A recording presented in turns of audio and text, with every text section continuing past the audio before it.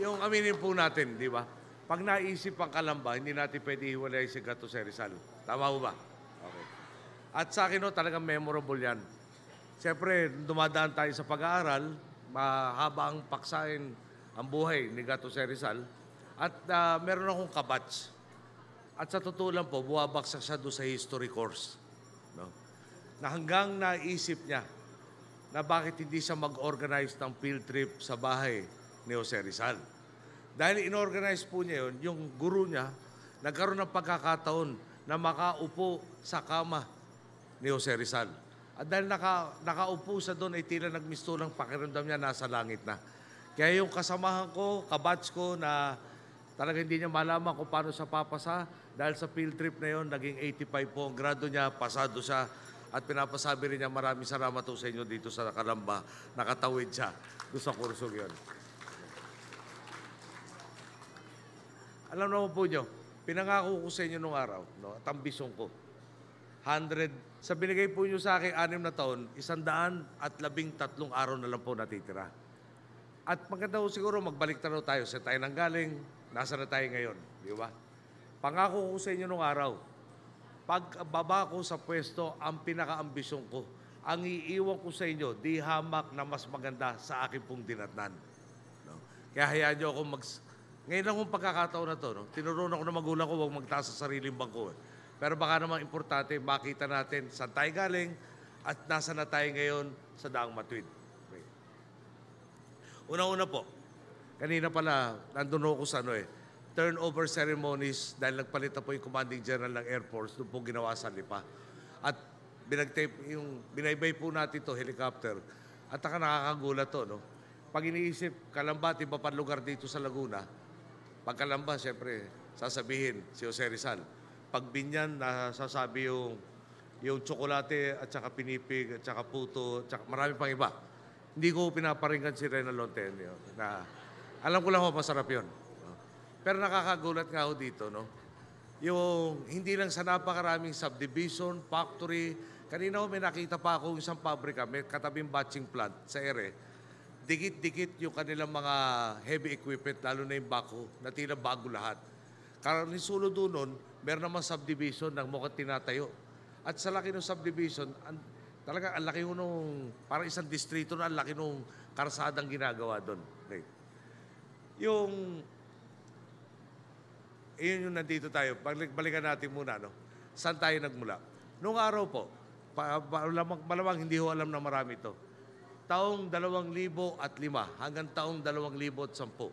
Ang inilaan po ng ating sinundan para sa public works po sa lalawigan ng Laguna ay nagkahalaga ng 3.68 billion pesos.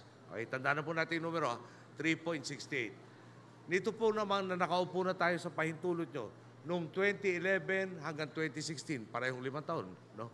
12.61 billion pesos na po ang naihatid natin dito sa Laguna. Pinaalala sa akin ng DPWH na isang konkreto na rin po nila yung Lipa Alaminos Road, pinalawak po yung Manila South Road, yung Santa Rosa, Ulat, Tagaytay Road at San Pedro Bridge.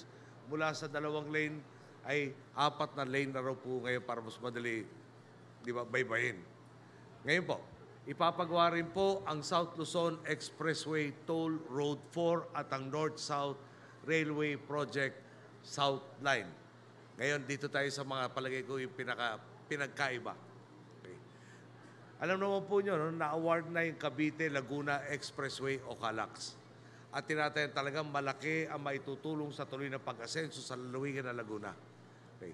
Dito po, no, may kailangan tayong infrastruktura. Imbis na gobyerno magpapagawa, pumasok ang pribadong sektor at nagpagandahan ng alok sa atin. Bigyan nyo kami ng pahintulot na kami ang gagawa ng project na yan, kaya private-public partnership project. At ang paano yung pagandahan? Yung infrastruktura kailangan natin, nag-uunahan silang gumawa, tapos nagpagandahan ng alok. Ano yung pagandahan ng alok? Nakita naman yung sa dyaryo, pwede nyo balikan mamaya yan. Nagkaroon ng bidding. Di ba yung una, mananalo yung nag-alok ng, kaya sila gagawa, pa-operate ng toll road, babayaran ng gobyerno at ng taong bayan ng 11 billion. tandaan na rin po nyo, sabi ko, teka muna, may nag-alok ng 20 billion para sa pribileyo. Paano ko ipapaliwanag sa taong bayan yung 9 na billion na pwede natin magamit sa ibang bagay pa? So nagkaroon po ng rebidding. No? Ngayon, no, yung iba hindi na nag-participate, may nag-participate naman po doon sa rebidding. At yung alok na 20 bilyones, naging 27.3 billion pesos po. Okay? Ano ba kahalaga niyan? Pag tayo, kunyari mga LRT, MRT, nung ibinigay yung proyektong yan, kailangan tayong mag-alok sa kanila na kung ano-anong pabuya para lang maitayo yung hindi kaya ng gobyerno. Dito ho, sa Daang Matuwid, binaliktad na natin yan. May kailangan tayo, nakikita nila pagkakakitahan nila, kaya nag-uunahan sila na bayaran tayo para itayo yung infrastruktura kailangan natin. Okay. So, hindi ko masabi sa inyo malapit na po yung Calax na yan. Ang maliwanag lang ho, na-award na, may obligasyon yung nanalo na itayo yung infrastruktura sa mga oras na itinakda. Una po yan. Yung pangalawa na po, nung araw, di ba, naalala natin itong Laguna Lake na dredging project. Okay? Sabi po nila, kailangan natin bawasan yung baha. Maganda. Kailangan natin paramihin yung kakayahan ng lawa na yung maipon yung tubig. Tama. Ang solusyon nila, tatawag na dredging. Okay? Huhukay ka ng putik. Siyempre, importante doon. Saan natin dadalhin yung putik na tatanggalin nyo? Ang sagot sa akin, kukunin sa isang parte ng lawa, ililipat sa kabilang parte ng lawa. Okay? Sa amin nung kabataan namin, tawag doon, di lawa rin. Tama ho ba? Sabi ko, nung pinapresenta ho sa akin yung proyekto, dahil iba ho nag-approve nito, no? Sabi ko, sandali lang. Kunyari sa batsa, lalagyan natin ng buhangin. Kukunin mo yung buhangin, ililipat mo sa ibang parte ng batsa. Hindi yata dadami yung tubig na laman yan. Di ba? Ngayon, ang pinakamasaklap po, doon sa dinatna natin, no? Para maglaro tayo na sarili natin putik, sinisingil tayo. Yun yung proyekto nung araw. 18.7 billion pesos ang sisingilin sa atin kung pinayagan natin yung proyektong yan. Pinahinto ko po. Palagay ko kalokohan yung maglaro ng putik. No?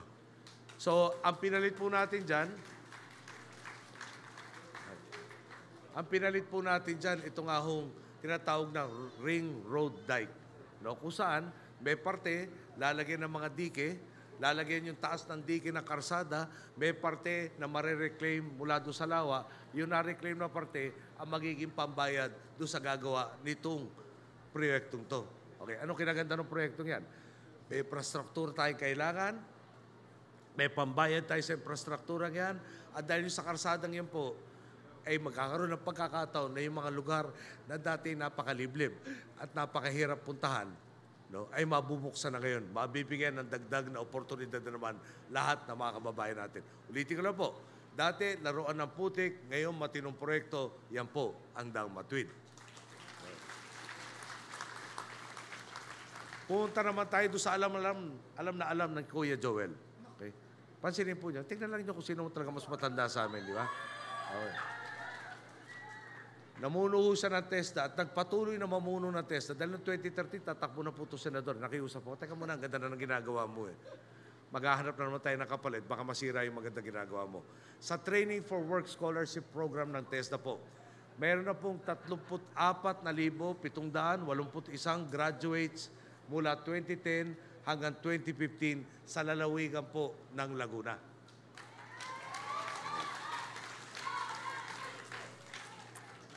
Sa sobrang galing po nung palakad niya, no? Ito, totoo eh. Alam niyo, hindi ako nagsasabi ng, di ba, kalahating totoo o hindi totoo.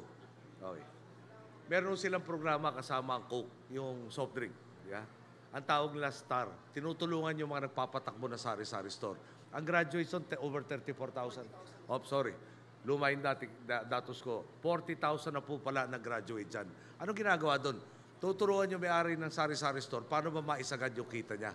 So, meron sila isang graduate doon. At karamihan ng graduate sila, ganito ang story eh.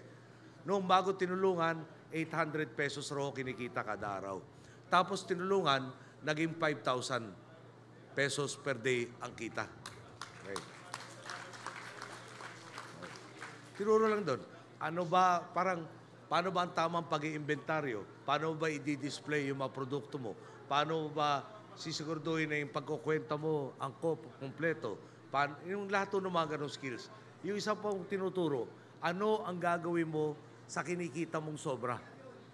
No? Para saan ba natin i-invest to para lalo lumago? So madaling salita po, no? Yung graduate na yon at marami pang iba, 800 pesos, naging 5,000 pesos, 5,000, i-multiply natin ng 30 days in 1 month, lalabas po yung, kung tama ang kwenta ko, 150,000. Tama ho ba? Okay. Ang sweldo po ng Pangulo ng Republika ng Pilipinas, 120,000. Okay? Kaya pagtapos ko po dito in 115 days, hindi pala pwede, may ban.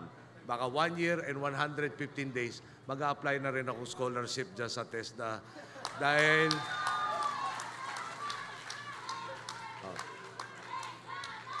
yung mekaniko naman,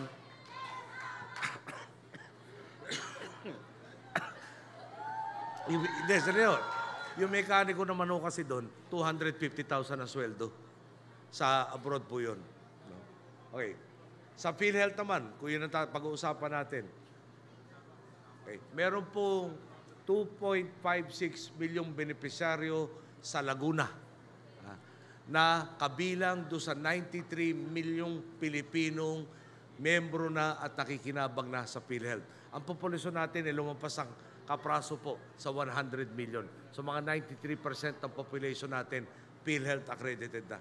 Pwede mo malaman kung meron nung nakinabang sa PhilHealth dito sa lugar natin ngayon. Pakitaas na po kamay. Meron naman. Thank you po. Pantawid Pamilya, 44,553 na ang beneficiaryo po dito sa Laguna. Jun, pairam nga yung figure nung ilan ang dinatnan natin beneficiaryo ng 4-piece nung tayo yung nag-uumpisa. Target po natin itong taon na to. Noong nag-survey ng 2009, sila po nag-survey, ilan ang pamilya o kabahayang kailangan ng tulong? 4.6 milyong kabahayan.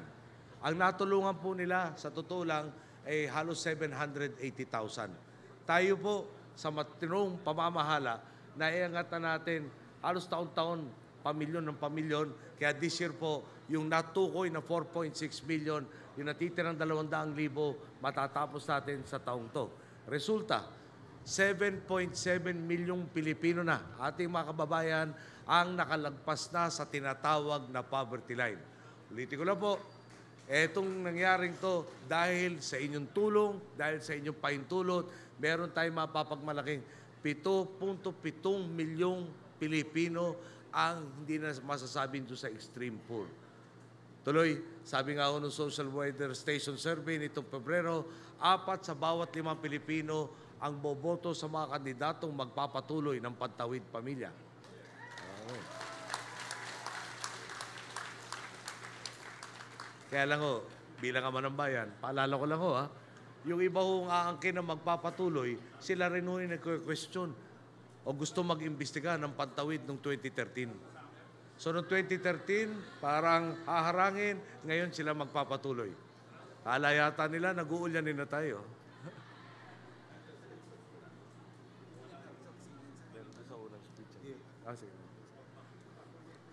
Yung dati yung Pantawid, yung 780,000. Pag sinuma ho natin, gawin na natin 800,000 para madali kwentahin. Ang probinsya po natin, 81. Para madali na kwentahin, 80 na lang. Okay? So, 800,000, i-divide natin sa 80 provinces, lalabas mga 10,000. Di ba? Kada probinsya. Galing ako Bohol, yun na naalala ko, 560 lang na pamilya ang tinutulungan doon. Punta ka ng Cebu, tinatawag lang baluarte nila. 5,600 lang. Ang masakit sa Bohol, ang talaga nangangailangan doon na tinutulungan na natin ngayon, 49,900 plus. Yung sa Cebu, yung 5,000 na tinulungan nila sa baluarte nila, parang kulang-kulang 150,000 na po yung ating tinutulungan doon. Ngayon, may mga lugar na hindi mo masasabi sa 20 most depressed provinces, yung isa 20,000. No? Yung isa 70,000. So mukhang pati yata itong sinong tutulungan ng Pantawid, puro politika ang dinadaan ng araw.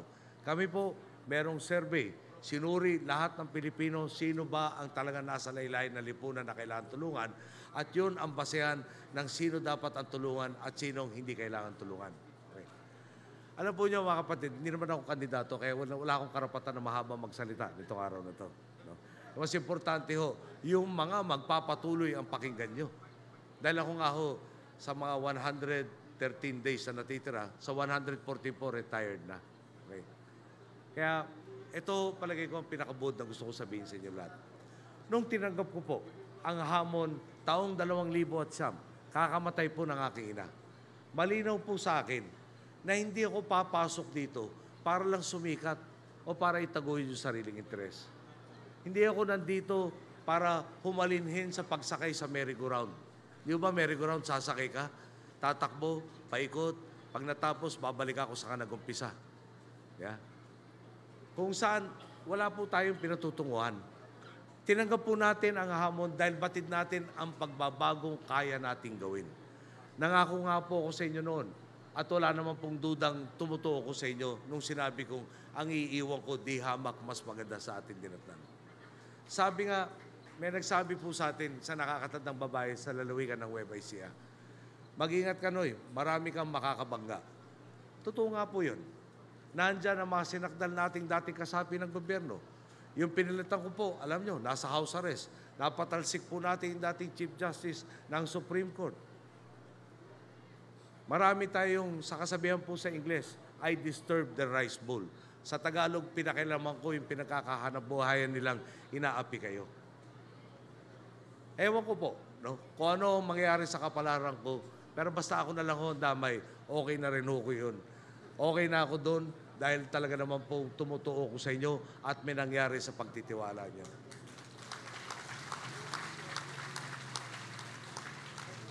Ako po'y panatag ang loob ko na lahat ng desisyon ko naaayon sa batas.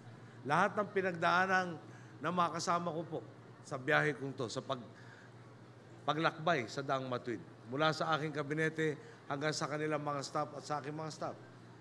Pwede kong masabi sa lahat, mata sa mata, sulit ang lahat ng pagod, hirap, dahil ginagawa na natin permanente ang pagbabago.